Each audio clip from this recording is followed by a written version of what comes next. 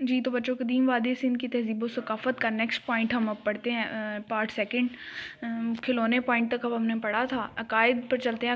عقائد آثار قدیمہ سے جو ظاہر ہوتے ہیں وہ یہ کہ ان کے عقائد کافی پختہ تھے اور زمین کو اور گائے بھینس کو مرکزی اہمیت حاصل تھی، یعنی بھینس کی بہت ساری نقوش اور تصاویر اور مورتیوں سے یہ ظاہر ہوتا ہے کہ بھینس جو تھی اس کو مرکزی اہمیت حاصل تھی۔ اس کے علاوہ زمین جو تھی وہ ان کی دھرتی ماں تھی، جیسے مورتی میں دیوی ماں کی مورتی ہے اور اس کے پیٹ سے بالی نکل رہی ہے، وہ یہی ظاہر کرتی ہے کہ دھرتی زمین ان کی دیوی ماں تھی اور جو فصل ہے وہ ان کے لیے سب کچھ تھا۔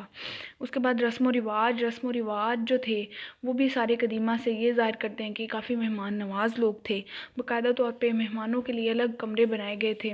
اس کے علاوہ اصول و ضوابط میں کافی پختہ تھے، یعنی چوکیدار کے لیے الگ گیٹ کے پاس کمرہ ہے رہائش کے کمرے سے، اور استھان ان کے رسم و رواج میں شامل تھا، جیسے رگ وید میں جو آریاؤں کی مذہبی کتاب ہے اس میں ہے استھان کا کانسیپٹ کہ نہانے کا ایک اس کو نہانے کے کانسیپٹ کے لیے ہے کہ یہ لوگ جو ہیں وہ بات ڈیلی بیسس پہ لیتے تھے، روزانہ کی بنیاد پہ نہاتے تھے۔ آثار قدیمہ میں ان کے جو واش روم کے فرش ہیں وہ گھسے ہوئے ہیں اور چکنائی کافی زیادہ ہے، جس سے یہ ظاہر ہوتا ہے کہ تیل کی مالش کرتے اور روز نہاتے تھے، تو وہ بھی ان کے رسم و رواج میں شامل ہے۔ پیشہ ان کا کھیتی باڑی تھا اور اس کی وجہ سے دولت کی فراوانی بھی کافی زیادہ تھی، اسی وجہ سے بھینس کو مرکزی اہمیت حاصل ہے اور زمین کو مرکزی اہمیت حاصل ہے کہ وہ ان کے ذریعہ معاش جو ہے وہ اس پر ڈیپینڈ کر رہا تھا۔ طرز زندگی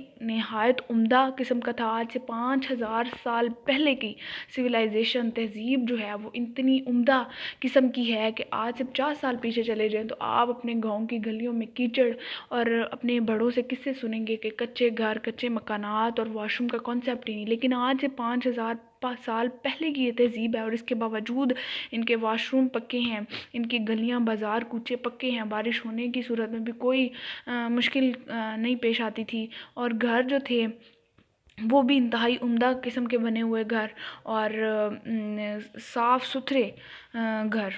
اس کے علاوہ کھنڈرات سے فن تعمیر کا پتہ چلتا ہے۔ فن تعمیر میں ایک چیز یہ کہ انگلستان جیسی اینٹیں کھدائی سے ملی ہیں، جو آج کے انگلستان کی اینٹیں ہیں استعمال ہو رہی ہیں، وہ آج سے 5000 سال پہلے موہنجودڑو اور ہڑپہ میں اس طرز کی اینٹیں استعمال کی جاتی تھیں۔ اس کے علاوہ نقشے کے مطابق تعمیرات کی جاتی ہیں، جیسے آپ آج دیکھیں سوسائٹی، بڑے بڑے شہروں میں سوسائٹیز بنائی گئی ہیں، لاہور میں، اسلام آباد میں، کراچی میں، تو ان کا ایک پراپر پلاننگ کے تھرو وہ بنائی گئی ہیں کہ کھلی سڑکیں ہیں، چوڑی سڑکیں، ان کے دونوں اطراف سے چھوٹی سڑکیں نکلتی ہیں اور پھر گھر اور نقشے بنائے گئے ہیں، اور ان میں پراپر پلاننگ ہے کہ اس طرح کا گھر بننا ہے، اس طرح کا گھر بننا ہے، اور آگے پیچھے گھر نہیں بنائے گئے۔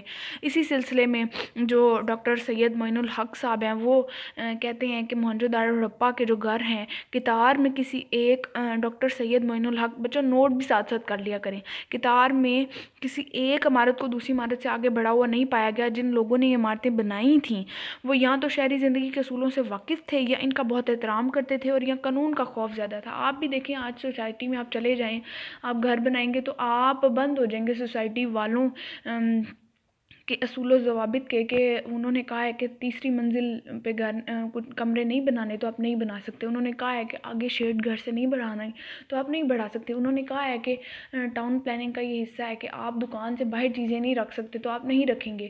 سو بہت ساری چیزیں آپ کو اسی طرح کی کرنی پڑتی ہیں، جو کہ اس طرف بھی اشارہ دیا جا رہا ہے۔ آگے ڈاکٹر سید معین الحق مزید اس کے بارے میں لکھتے ہیں کہ مکان جو تھے وہ 2 منزلہ بھی تھے کچھ، اور کسی میں عمارتی آرائش کے آثار نہیں ملتے۔ طرز رہائش اور صفائی کے لحاظ سے یہ لوگ ہم عصر مغربی ایشیائی تہذیبوں سے ممتاز تھے۔ ان کے تمام مکانات بھٹی کی پکی ہوئی پختہ اینٹوں کے اور دھوپ کی سکائی ہوئی کچی اینٹوں سے بنے ہوئے تھے، یعنی پکی اور کچی دونوں طرح کی اینٹوں سے بنائے ہوئے تھے۔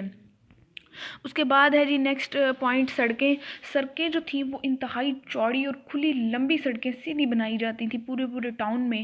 مشرق سے مغرب سیدھی سڑک کھینچی جاتی تھی، یہاں شمال سے جو ہے نا وہ جنوب کی جانب سیدھی سڑک کھینچی جاتی تھی۔ اس کا مقصد یہ تھا کہ ہوائیں بھی اس رخ سے چلتی تھی تو پھر ہوا کا جو سلسلہ ہے وہ رک نہ جائے، وہ ان کے درمیان چلتا رہے اور ماحول صاف ستھرا رہے، اس کا کانسیپٹ یہ تھا۔ اور سیدھی اور لمبی چوڑی سڑکیں بنائی جاتی تھیں، نالیاں پکی بنائی جاتی تھیں، کچھ کھلی نالیاں، کچھ بند نالیاں، زمین دوز نالیاں بھی بنائی جاتی تھیں۔ جیسے آج آپ بڑی بڑی سوسائٹیز کا انفراسٹرکچر دیکھیں تو آپ اس میں دیکھیں گے کہ سیوریج سسٹم جو ہے وہ بہت اچھا ہے، اور اندر زمین کے اندر نالیاں بنائی گئی، اسی طرح کی تب بھی نالیاں بنائی جاتی کہ واش روم کے ایک کونے میں نالی بنائی جاتی، پائپ مٹی کا، پکی مٹی کا پائپ بنایا جاتا، اور وہ پانی لے کے جا کے گلی میں بڑے پائپ میں گراتا، اور پھر بڑا پائپ جا کے آگے روڈ پہ اس سے بڑے پائپ میں گرا دیتا تاکہ پانی رک نہ کہیں جائے، سیوریج سسٹم جو ہے وہ خراب نہ ہو، وہ کہیں رک نہ جائے۔ اس وجہ سے زمین دوز نالیاں بھی ہوتی۔ حمام اس طرز کے بہت عمدہ اور اچھے حمام تھے، بہت بعد کے رومن دور کا جو حمام تھا اس کی مشابہت موہنجو-داڑو ہڑپہ کے حمام سے ملتی ہے۔ اس حمام کی جو لمبائی تھی وہ 39 فٹ لمبا تھا یہ، اور 23 فٹ چوڑا تھا، اور 8 فٹ گہرا حمام پایا گیا۔ آپ کبھی سرچ کریں تو آپ کو فوراً اس کی تصویر نظر آ جاتی ہے۔ تو یہ حمام بہت بعد کے رومن دور کے جو حمام ہیں اس سے اس کی مشابہت ہوئی، اور یہ انتہائی عمدہ حمام تھا۔ اس میں گرم اور ٹھنڈے پانی کے لیے باقاعدہ ایک کمرہ بنایا گیا تھا جہاں سے کنویں سے پانی نکال کے اس میں ڈالا جاتا، اور 6 فٹ اونچی ایک نالی باہر کی جانب بنائی گئی جس سے پانی نکالا جاتا۔